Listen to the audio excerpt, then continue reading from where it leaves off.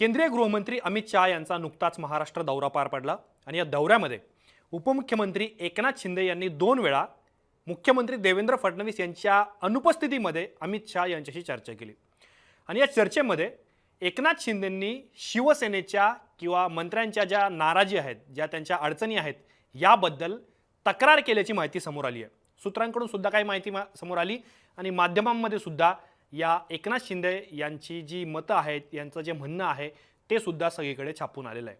परंतु तरी सुद्धा एका गोष्टीची चर्चा सर्वाधिक होते, देवेंद्र फडणवीस आणि अजित पवार यांचं जे मैत्रीचं समीकरण आहे किंवा या सरकारमध्ये ज्या पद्धतीने ते एकत्र आलेले आहेत त्यांच्या मैत्रीमुळे एकनाथ शिंदे अस्वस्थ आहेत का, अशी सुद्धा चर्चा आता सुरू झालेली आहे। याचं कारण एकनाथ शिंदेंनी अमित शहांकडे ज्या तक्रारी केल्या त्यातल्या बहुतांश तक्रारी या वित्त विभाग म्हणजेच अर्थ खात्याशी संबंधित होत्या।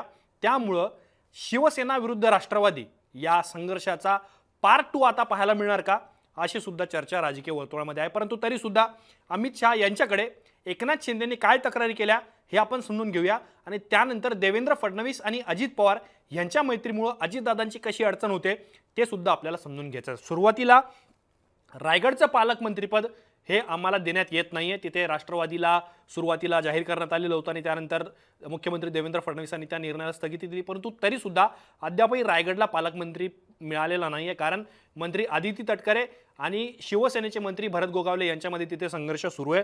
तर त्यामुळं रायगडचं पालकमंत्रीपद द्यायला राष्ट्रवादी तयार नाहीये, अशी तक्रार एकनाथ शिंदे यांनी अमित शहा यांच्याकडे केल्याची माहिती समोर आली आहे। दुसरं महत्त्वाचं म्हणजे राष्ट्रवादीच्या आमदारांना सरकारमध्ये अधिक निधी दिला जातोय, ही जी तक्रार आहे हीच तक्रार महाविकास आघाडीच्या काळामध्ये आणि त्या सरकारमधून बाहेर पडल्यानंतर सुद्धा याच आमदारांनी केलेली होती आणि तीच तक्रार आता एकनाथ शिंदेंची शिवसेना अमित शहा यांच्यापर्यंत पोहोचून करताना दिसत आहे। याचं कारण काय की अजितदादा पवार यांच्याकडे अर्थ खातं आहेत, वित्त खातं आहेत, त्यामुळे आमच्या आमदारांना कमी निधी मिळतोय अशी तक्रार एकनाथ शिंदे हे करतायत। सगळ्यात महत्त्वाचं म्हणजे की आमच्या आमदारांसोबत दुजाभाव केला जातोय, शिवसेनेच्या आमदारांची विकास कामं मार्गी लागत नाहीये, असं सुद्धा म्हणणं एकनाथ शिंदे यांचं आहे। खरं तर हे सरकार भाजप, शिवसेना व राष्ट्रवादी अशा अर्थाने स्थापन झालेलं आहे। एकनाथ शिंदे यांच्या बंडानंतर जरी अजितदादा नंतर जॉईन झालेले असले तरी सुद्धा या सरकारमध्ये 2 नंबरचा पक्ष शिवसेना आहे, राष्ट्रवादीपेक्षा अधिक आमदार हे शिवसेनेचे आहे। मग अशा स्थितीमध्ये आमच्या आमदारांसोबत दुजाभाव केला जातोय असं म्हणणं एकनाथ शिंदे यांनी अमित शहा यांच्या समोर मांडलेलं आहे आणि संख्याबळाच्या आधारावर आम्हाला सत्तेतला जो वाटा आहे तो अधिक मिळायला पाहिजे असा सुद्धा एकनाथ शिंदे यांनी अमित शहांच्या बैठकीमध्ये चर्चेमध्ये त्यांच्या ही बाब लक्षात आणली किंवा त्यांच्याकडे तक्रार तशी केल्याचं दिसून येत आहे।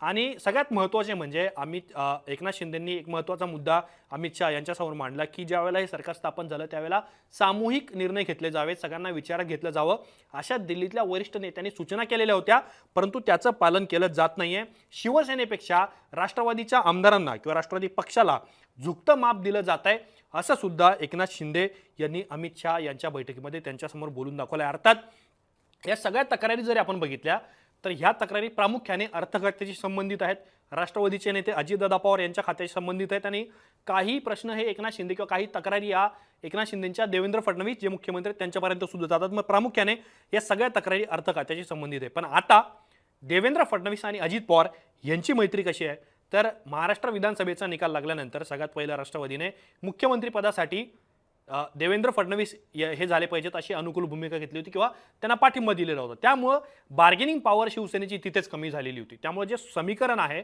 अजितदादा आणि देवेंद्र फडणवीस यांचं पूर्वीपासून जे पहाटेचा शपथविधीचा अनेक लोक अजूनही उल्लेख करतात तेव्हापासून आज ताग आहे त्यांची जी राजकीय मैत्री आहे ती सुद्धा अनेकांना दिसून येते। परंतु सरकारमध्ये सामील झाल्यानंतर आणि निकालानंतर ज्या विक्रमी पद्धतीने बहुमत महायुतीला मिळालं त्यानंतर जी मिळेल ती खाती अजितदादांनी पदरात पाडून घेतली।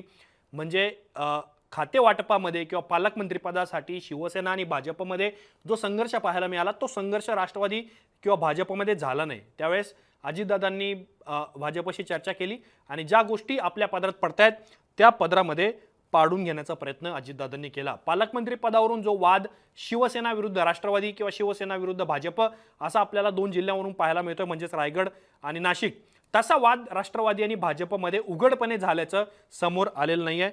आणि सगळ्यात महत्त्वाचं म्हणजे जी वजनदार खाती राष्ट्रवादीला नेहमीच मिळतात किंवा यापूर्वी शरद पवार राष्ट्रवादी त्यांच्याकडे होती त्यावेळेस सुद्धा त्यांनी पदरात पाडून घेतलेली होती आणि आता अजितदादांच्या हातात आल्यानंतर सुद्धा अजितदादांनी राष्ट्रवादीसाठी महत्त्वाची खाती ही पदरात पाडून घेतली. मग वैद्यकीय शिक्षण असेल, महिला बालविकास असेल आणि सगळ्यात महत्त्वाचं म्हणजे अर्थ खातं असेल किंवा पूर्वी ज्यावेळेस ते सरकारमध्ये आले त्यावेळेस त्यांच्याकडे सहकार खातं आलेलं होतं.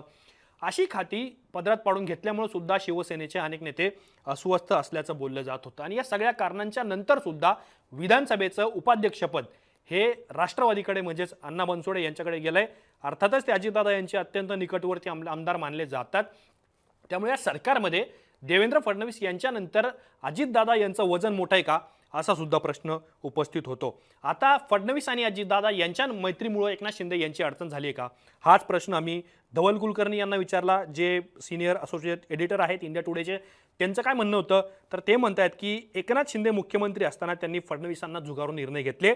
फडणवीस मुख्यमंत्री झाल्यानंतर त्यांनी शिंदेऐवजी राष्ट्रवादीशी मैत्री करणं पसंत केलं. उद्धव ठाकरेंना धडा शिकवायचा होता म्हणून भाजपने शिंदेना सोबत घेतलं. ते पूर्ण झाल्यामुळं शिंदेंसमोरील राजकीय पर्याय कमी झालेत.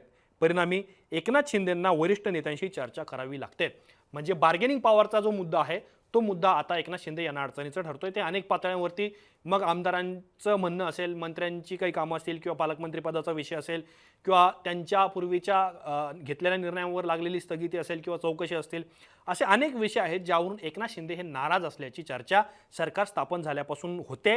आणि त्यातच आता अमित शहा ज्या वेळेला महाराष्ट्रामध्ये येतात त्यावेळी देवेंद्र फडणवीस बैठकीमध्ये नसतात दोनदा. एकदा पुण्यामध्ये रात्री अमित शहा यांच्याशी एकनाथ शिंदे यांची चर्चा होते.